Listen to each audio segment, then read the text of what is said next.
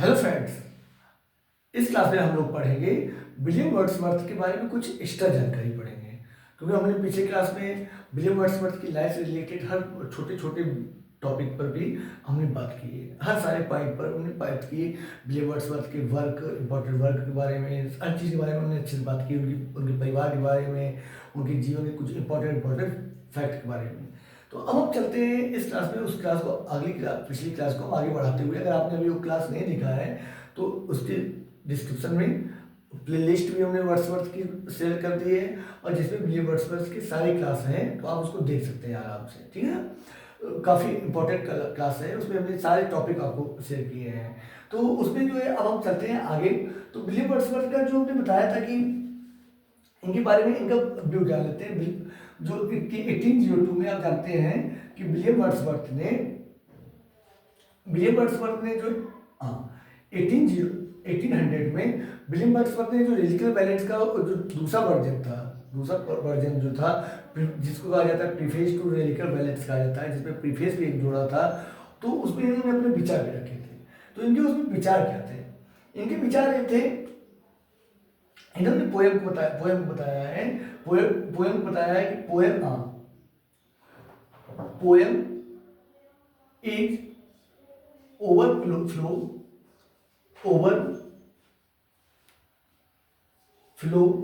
Of powerful emotion. देखिए, इन्होंने क्या बताया, इन्होंने कहा कि भाई पोएम जो होती है, पोएम दिमाग की चीजें नहीं है। पोएम जो होती है, क्योंकि ये कहते हैं रोमांटिक पोएम लिखते हैं। रोमांटिक का मतलब ये मत समझिएगा कि रोमांटिक का मतलब केवल प्रेम मोहब्बत ये सब चीजें। रोमांटिक का मतलब ये नहीं है।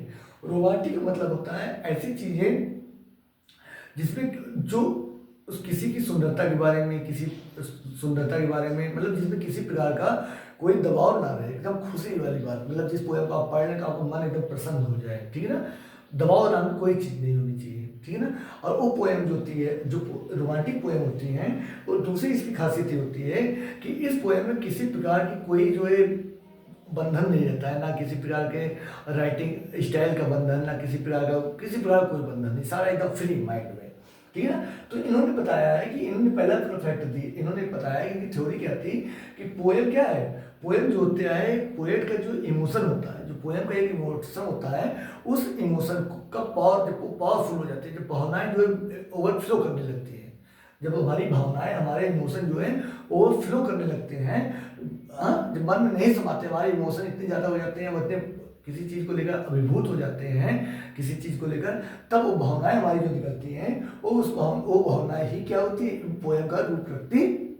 ठीक है ना। तो इन्होंने क्या बताया कि पोएम जो होती है वो क्या है, पोएट की एक पावरफुल इमोशन होती है। जब इमोशन कैसी, जब ओवरफ्लो हो जाए, जब नहीं समा रही है, तो वो निकल के पोएम का रूप रख लेते हैं। और इन्होंने पोएम को जो बताया था कि पोएम बनाने के लिए एक पोएट जो होता है, एक पोएट क्या करता है, एक पोएट कर सकता है, क्या कर सकता है, वो पोएट जो है वो 4 स्टेप में, एक पोएम को कैसे करता है, 4 स्टेप में बनाता है। पहले क्या करता है, सी करता है, पहला स्टेप सी करना, दूसरा स्टेप रिकलेक्ट करना। ये सारी थ्योरी जो है इन्होंने अपने प्रीफेस में दी है। जो प्रीफेस है उसमें इन्होंने ये थ्योरी दी है। और तीसरा क्या है, तीसरा है फिल्टर,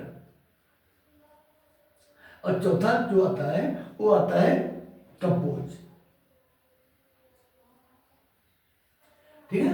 तो इन्होंने अपना विलियम वर्ड्सवर्थ का था कि जो इन्होंने बताया कि पावरफुल इमोशन होता है, तो वो इमोशन कैसे पोएम का रूप रखता है।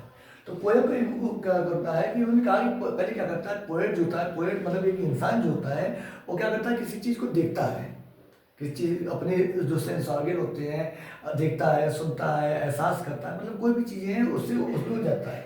फिर उसको क्या करता है, उसको स्टोर करता है अपने दिमाग में। क्या करता है, अपने दिमाग में, अपने मन में क्या करता है, स्टोर कर देता है।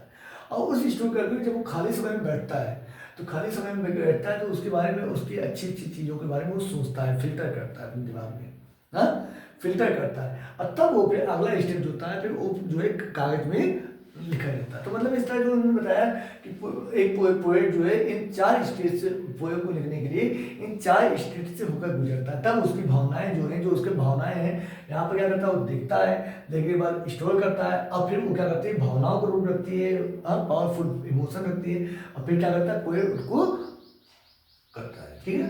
जैसे जैसे हम आप क्या करते हैं, जैसे हम आप क्या करते हैं, कहीं पर जाते हैं, आज के समय के हिसाब से आप देख लीजिए, पोएम को समझने के लिए हम आप क्या करते हैं, हम आप कहीं जाते हैं तो ये फोटो खींच, पहले जाते हैं तो मोबाइल लेके रहते हैं, कैमरा लेते हैं, और क्या करते हैं, कहीं पर जाते हैं तो बस फोटो खींचते जाते हैं, अरे बहुत अच्छा लग रहा है, यहाँ पर फोटो खींचे, यहाँ पर खींचे, यहाँ पर खींचे। अब क्या देखते जा रहे हैं और रिकलेक्ट करते जा रहे हैं, कलेक्ट करते जा रहे हैं, ठीक है ना। जितना हो रहा है देखते जा रहे हैं, और देखने के बाद क्या कर रहे हैं, कलेक्ट कर रहे हैं। और जब कलेक्ट कर ले रहे हैं, जब हम घर पे आते हैं, घर पे आने के बाद क्या होता है, उसको फिल्टर करते हैं। फिल्टर करने का मतलब है फिर उसको देखते हैं कि कौन सी अच्छी फोटो है, कौन सी बेकार फोटो है, जो बेकार है उसको निकाल देते हैं, जो अच्छी है उसको एक कर लेते हैं, ठीक है। और फिर उसके बाद क्या करते हैं, उसको कंपोज करते हैं। कंपोज का मतलब क्या है कि फिर स्टेटस लगाते हैं, फेसबुक वगैरह पे डालते हैं।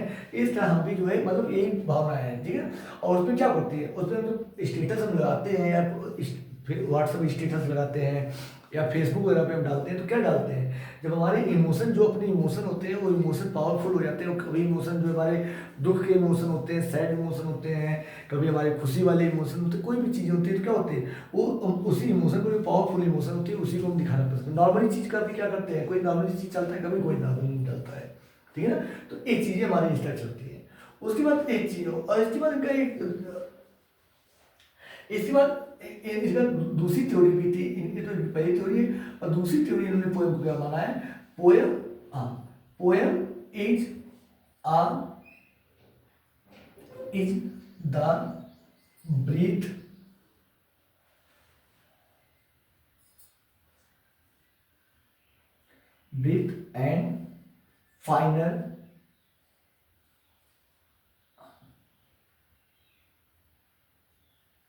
And final spirit of knowledge,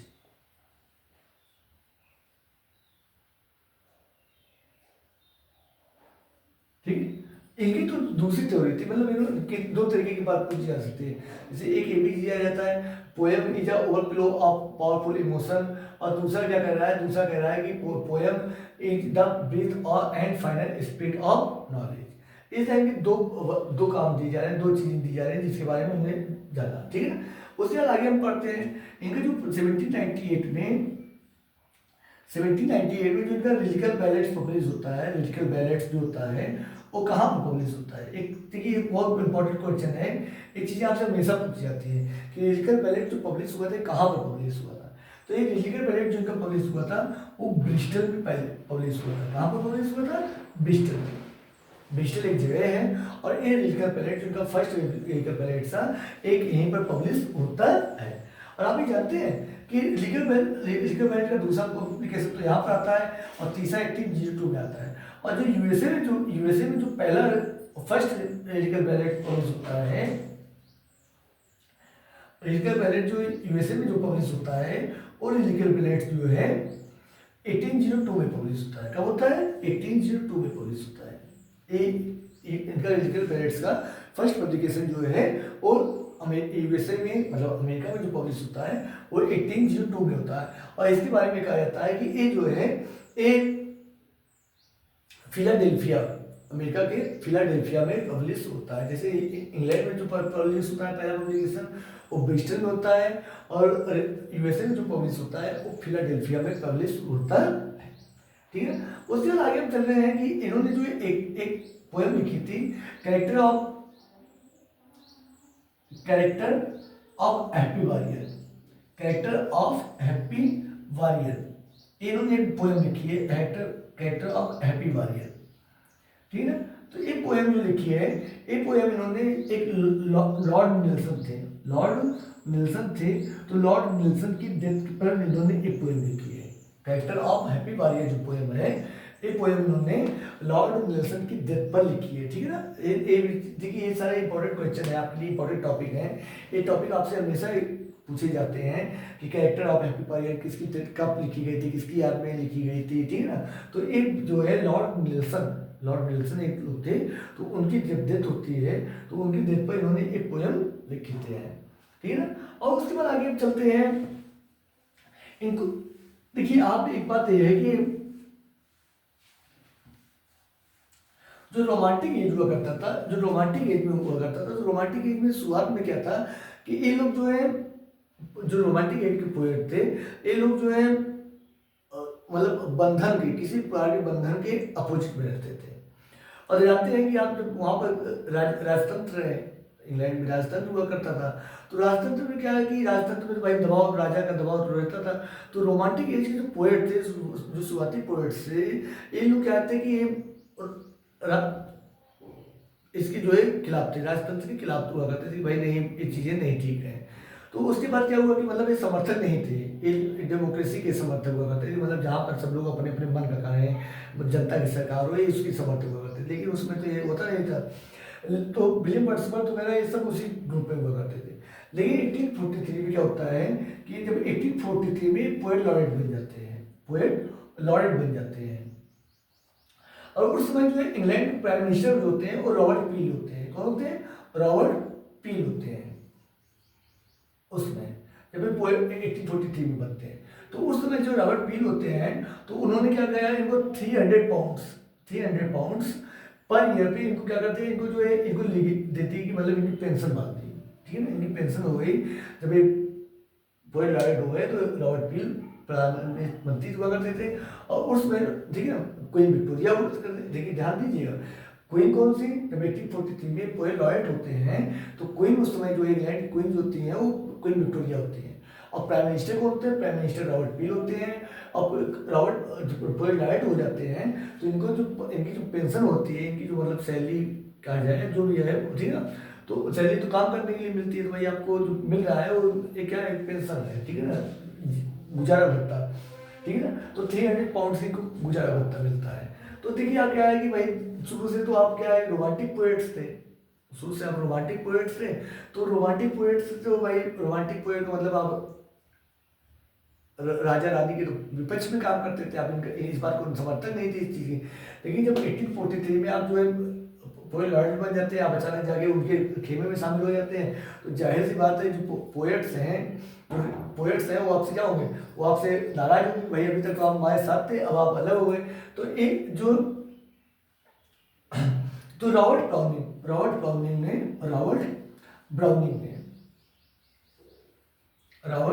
browning ने एक पोएम लिखी थी, लॉस्ट लीडर।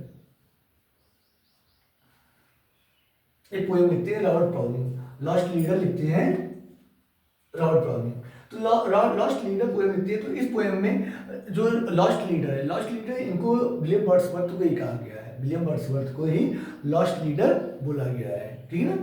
तो आपसे ये भी कभी पूछा जा सकता है कि रॉबर्ट ब्राउनिंग ने लॉस्ट लीडर पोएम कब लिखी, तो एक पोएम जो है इन्होंने 1843 में लिखी थी। कब लिखी थी? 1843 में लिखी थी इन्होंने। और ये पोएम जो है इनके लिए लिखी थी, और इसमें जो है इन्होंने क्या किया था, इनको जो है लॉस्ट लीडर बोला था, ठीक है।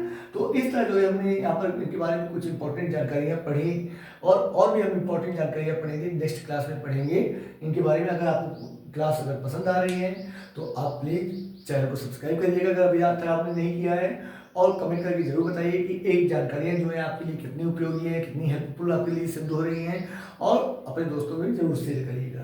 तो मिलते हैं हम कुछ नई जानकारियाँ विलियम वर्ड्सवर्थ के बारे में लेकर नेक्स्ट क्लास में, ठीक है ना। और ये सारी इंपॉर्टेंट जानकारियाँ जो है हम आपके लिए ला रहे हैं, और इसमें आपको किसी प्रकार का कोई टॉपिक आपको बचने वाला नहीं है कि जिसमें हम विलियम वर्ड्सवर्थ के बारे में बात नहीं करेंगे, ठीक है। तो मिलते हैं हम नेक्स्ट क्लास में।